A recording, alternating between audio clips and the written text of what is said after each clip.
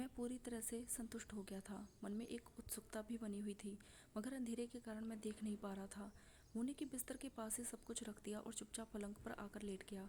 वैसे तो मैं नीचे भी सो सकता था, मगर एक तो मैं पिछले 2-3 दिन के सफ़र से थका हुआ था, और दूसरा एक दिन में ही ज़्यादा कुछ करके मैं अपने बने बनाए काम को बिगाड़ना नहीं चाहता था। इसलिए मैं अब अपने बिस्तर पर ही आ गया। मैं अपने बिस्तर पर आकर अभी लेटा ही था, कुछ कुछ देर बाद ही नीचे से मुझे हल्की सी कपड़ों की ससराहट सुनाई दी। मैंने करवट बदलकर नीचे की तरफ देखा तो मोनी पीठ के बल सीधी लेटकर अपने कपड़े सही कर रही थी।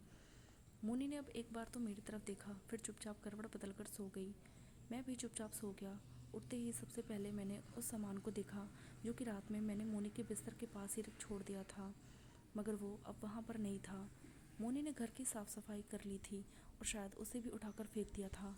मोनी ने उसे तो फेंक दिया था, मगर वो अभी मुझसे बात नहीं कर रही थी। मैं जब उठा उस समय उसने घर के सारे काम निपटा लिए थे और वो शायद खाना बनाने के लिए सब्जी आदि काट रही थी। मोनी ने लाल रंग की साड़ी पहनी हुई थी, जिसमें वो भला की खूबसूरत लग रही थी। माथे पर लगा तिलक और रसोई में रखी पूजा की थाली से लग रहा था कि वो शायद अभी मंदिर जाकर आई थी। मेरे उठते ही उसने अब एक बार तो मेरी तरफ देखा, फिर चुपचाप अपने काम में ही लग गई। यूँ तो मैं उम्मीद कर रहा था कि मोनी कल रात के खेल के बाद अब मुझसे खुलना चाह रही थी होगी, मगर ऐसा कुछ नहीं हुआ। कल रात से पहले तो मैं ही उसके पीछे पड़ा हुआ था, मगर कल तो मोनी ने भी मजा लिया, इसलिए आज मेरे मन में कुछ डर भी नहीं था। मैं उससे कुछ बातचीत होने की उम्मीद कर रहा था, किंतु उसने आज भी कुछ नहीं कहा, मगर उसके चेहरे के भावों से इतना पता चल रहा था कि वे बीती रात के लिए मुझसे गुस्सा नहीं थी। मैं नहाकर बाहर आया तो मोनी अपनी पड़ोसन के घर जा चुकी थी। अब ऐसे ही दिन निकल गया और रात हो गई।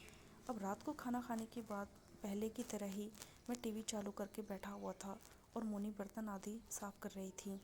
अभी तक मोनी ने ना तो मुझसे कुछ कहा था और ना ही कोई बात की थी, मगर रसोई के काम निपटाने के बाद मोनी अब मेरे पास आकर खड़ी हो गई। मैं उससे इस तरह चुपचाप अपने पास आकर खड़ी होने की उम्मीद नहीं कर रहा था। मुझे लगने लगा था कि हम दोनों का रिश्ता अब खुलने लगा है, मगर वह पहले की ही तरह अपने आप में ही सिमटी हुई लग रही थी, जिससे मैं थोड़ा घबरा तो गया था, मगर फिर भी मैं चुपचाप टीवी की तरफ ही देखता रहा। मेरे पास आकर मोनी कुछ देर तो वैसे ही खड़ी रही, फिर पता नहीं उसके दिल में क्या आया कि उसने लाइट के साथ साथ मुझसे कहे बिना ही टीवी को भी बंद कर दिया और चुपचाप मेरे पास पलंग पर आकर लेट गई।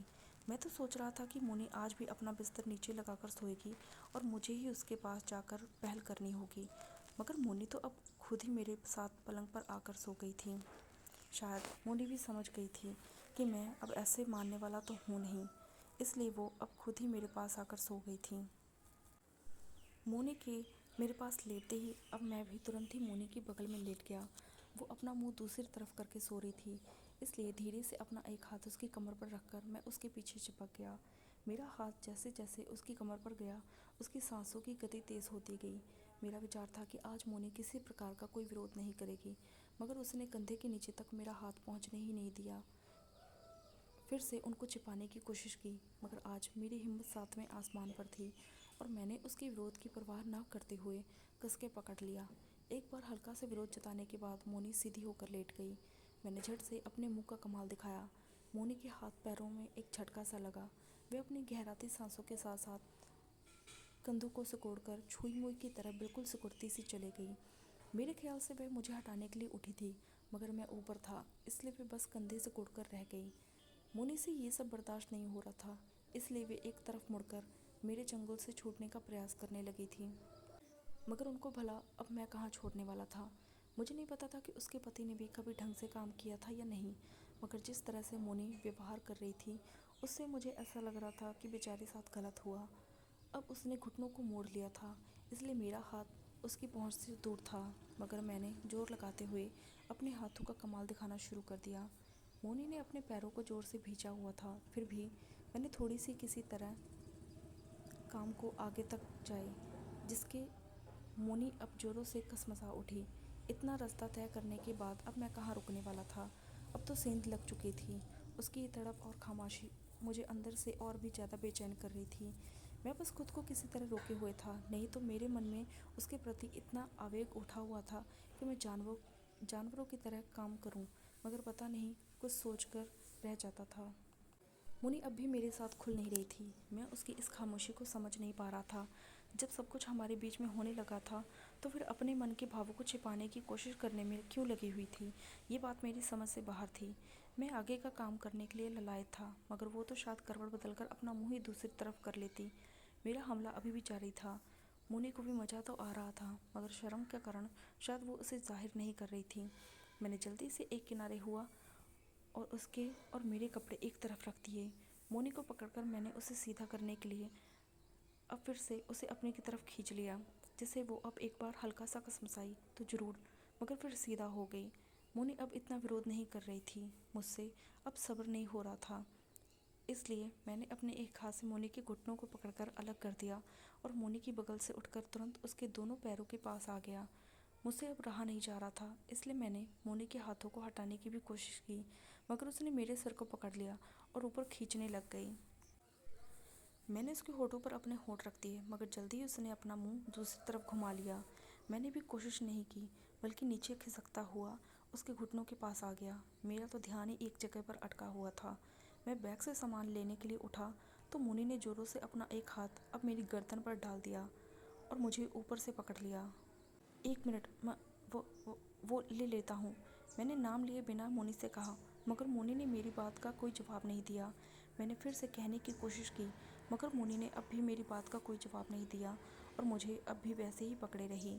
मैंने अब धीरे से उठने की दोबारा कोशिश की, जिससे कि मोनी ने अब अपना दूसरा हाथ भी मेरी गर्दन में डालकर मुझे पकड़ लिया और पहली बार उसके मुंह से कुछ ऐसे शब्द निकले, म, मुझे रखना है। मोनी ने हल्का सा गुनगुनाते हुए कहा, जिसे सुनकर मुझे झटका सा लगा। मेरी हैरानी लाजमी थी, क्योंकि अभी तक तो मुझे मोनी मुझसे बात भी नहीं कर रही थी और अब रखने की कह रही थी। मैं समझ तो गया था कि मोनी क्या रखने की बात कर रही है, मगर फिर भी मैंने दोबारा सुनने के लिए उसे पूछ ही लिया, क्या क्या रखना है? मैंने जानबूझकर अपना मुंह मोनी के कान के पास ले जाकर फुसफुसाते हुए कहा और धीरे से एक बार उसके मखमली गाल को अपने होठों से सहला दिया। मोनी ने मेरी बात का अब कोई जवाब तो नहीं दिया, मगर उसने नीचे की तरफ इशारा कर दिया।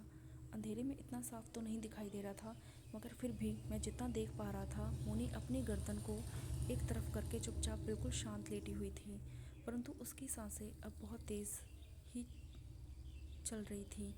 वो मेरी तरफ नहीं देख रही थी, बल्कि अपना मुंह दूसरी तरफ किए हुए लंबी लंबी और काफ़ी गहरी सांसें ले रही थी। मैंने भी अब एक नज़र तो मोनी की तरफ देखा, फिर धीरे से अपने पैरों से ही उसके पैर एक तरफ किए, जिसका उसने अब कोई विरोध नहीं किया। वो चुपचाप वैसे ही लेटी रही। मैंने धीरे धीरे काम शुरू किया। उसका गर्मी से तप रहा बदन अब हल्का हल्का थरथराने सा लगा था। मैंने बिना देरी किए अपना काम शुरू कर दिया। मोनी तो पहले से ही काम के लिए भी तैयार थी, मगर ऐसा लग रहा था जैसे सब पहली बार हो रहा है। इसका कारण ये भी हो सकता था कि शायद मोनी का पति बहुत अधिक शराब पीता था, जिसकी वजह से वो कुछ काम करने की बजाय सो जाता होगा। और वैसे भी मोनी अपने पति के साथ इतना रहती भी तो नहीं थी, तभी तो मोनी को अभी तक कोई बच्चा भी नहीं हुआ था। उसकी शादी को 2 साल से भी ज़्यादा का समय हो गया था, मगर अभी तक उसको कोई बच्चा नहीं था। ओहो, तो ये बात है। मेरे जहन में अब बच्चे का ख्याल आते ही मुझे सब कुछ समझ में आ गया कि आखिर क्यों मोनी ने मुझे सामान लेने से मना कर दिया।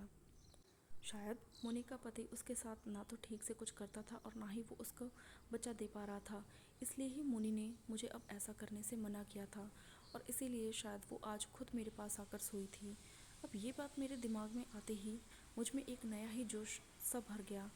मैंने अब एक जोर का झटका लगा दिया और मखमली गहराई में जड़ तक उतर गया, जिससे मोनी जोर के साथ चिढ़ गई और अपने दोनों हाथों से उसने मेरी कमर को कसकर पकड़ लिया। इतना जोर का झटका लगाने के बाद मैं भी अब कुछ देर रुक गया। मैंने रुक रुक कर अब पहले तो मोनी के मुलायम गालों पर किस किया और फिर धीरे से अपने एक हाथ से उसकी गर्दन को सीधा करके उसके होठों पर किस कर दी, जिससे मोनी अब फिर से कसमसाने लगी। मोनी अपने चेहरे को छुड़ाने के लिए अपनी गर्दन को हिला तो रही थी, मगर मैंने उसे छोड़ा नहीं। उसको किस करते हुए अब नीचे धीरे धीरे फिर से काम करना शुरू कर दिया, जिससे मोनी ने अब हल्का हल्का टसकना शुरू कर दिया। जब मैं लगातार उसके सिर को सहला रहा था तो धीरे धीरे वो अपने आप ही शांत हो गई। उसके शांत होने पर मैंने अब गति को भी बढ़ाना शुरू कर दिया, जिससे मोनी कुछ देर तो कसमसाई, मगर फिर जल्दी ही शांत भी हो गई। उसकी हरकतों से साफ पता लगने लगा था कि मोनी अब आनंद लेने लगी है। मुझे पता था मोनी खुद तो कुछ करेगी नहीं, इसलिए अब मैंने ही उसके दोनों पैरों को उठाकर अपने पैरों पर रखवा लिया ताकि काम करने में आसानी हो जाए। ऐसा करके अब मैं भी तेज़ी से काम करने लगा, जिससे मोनी की आवाज़ अब और भी तेज़ हो गई, जो कि शायद आनंद के कारण थी। मैं इसके साथ ही किस जा रहा था। उसके दोनों हाथ अब अपने आप ही मेरी कमर पर से रेंगते हुए मेरी पीठ पर आ गए थे और उसने अपने दोनों हाथों से मेरी पीठ को दबाते हुए मेरा साथ देना शुरू कर दिया। जब उसका साथ मिलना शुरू हुआ तो मैंने भी अपनी पूरी ताकत से काम में जोर लगा दिया। उस कमरे में मोनी की आवाज़ गूंजने लगी। अगर बाहर कोई दूर भी खड़ा होगा तो ज़रूर वो खेल की आवाज़ें सुन रहा होगा, मगर मुझे अब होश ही कहाँ था। मैं तो अपने पूरे जोश से काम में लगा हुआ था। मोनी शायद अब अपने सुख के करीब ही थी। वो भी अब काम करने की कोशिश करने लगी थी। अभी कुछ ही देर हुई थी कि अचानक से मोनी का पूरा बदन थरथरा सा गया और उसके हाथ पैर कँपकँपाते हुए मेरे गले पर ज़ोरों से आकर लिपट गए। उसकी तेज़ सांसें मेरे चेहरे पर लग रही थी। आनंदित होकर मैं भी ज़्यादा देर रुक तक ठहर नहीं सका। 2 मिनट के बाद ही मुझे स्वर्ग का आनंद मिलने लगा। मोनी मूर्छित सी होकर धम्म से बिस्तर पर गिर गई और हाँफने लगी थी। मैं भी निढाल होकर उसके एक किनारे गिर गया और अपनी उखड़ी सी सांसों को काबू में करने की कोशिश करने लगा। मैं और मोनी कुछ देर तक तो ऐसे ही एक दूसरे के किनारे पड़े रहे। फिर धीरे से मोनी ने मुझे धकेलकर नीचे कर दिया और करवट बदलकर अपना मुंह दूसरी तरफ कर लिया। मैं भी अब कुछ देर तो शांत होकर ऐसे ही पड़ा रहा, मगर जैसे ही मुझे थोड़ा होश आया मैंने फिर से मोनी को पकड़कर गले लगा लिया, जिसका उसने अब कोई विरोध नहीं किया। उस दिन मैंने पूरी रात खुद को और मोनी को बहुत खुश किया और करीब एक हफ्ते तक वहीं मोनी के पास ही रहा। इस हफ्ते भर में मैंने मोनी के साथ काफ़ी बार काम किया, मगर हम दोनों ने कभी भी एक दूसरे से बात नहीं की। हालांकि मैं तो मोनी से बात करने की काफ़ी कोशिश करता रहता था, मगर मोनी ने कभी खुलकर मेरा साथ नहीं दिया। वो कभी खुद से पहल भी नहीं करती थी। इतना ज़रूर था कि मेरे पहल करने पर उसने मुझे कभी मना भी नहीं किया। वो दिन में तो मुझसे दूर ही रहती थी, मगर रात को चुपचाप मेरे पास पलंग पर ही आकर सो जाती थी। इस हफ्ते भर में वैसे तो मोनी के साथ सब कुछ किया, मगर न जाने किस संकोच के कारण वो मुझसे खुल नहीं पाई। वो ना तो दिन में कभी मेरे करीब आने की कोशिश करती थी और ना ही रात को लाइट जलाकर मुझे देखने का मौका देती थी। उसको अपनी आंखों से निहारने की ख्वाहिश मेरे दिल में ही रह गई, मगर अफसोस कि मुझे हफ्ते भर उसके घर से वापस आना पड़ा। मैंने भी उसके साथ ज़्यादा कुछ ज़ोर ज़बरदस्ती करने की कोशिश नहीं की, क्योंकि वे इस खामोशी को बरकरार रखना चाहती थी। उसके बाद मैं अपने घर वापस आ गया और घर आने के करीब 1.5 महीने बाद मुझे पता चला कि मोनी पेट से है। ये बात सुनते ही मेरे चेहरे पर एक मुस्कान फैल गई और मेरा मन खुशी से फूला नहीं समा रहा था। मोनी के पेट में मेरा बच्चा पल रहा था। मैं उसकी खुशी में बहुत खुश था और हमेशा उसकी खामोशी को बनाए रखने का वादा किया।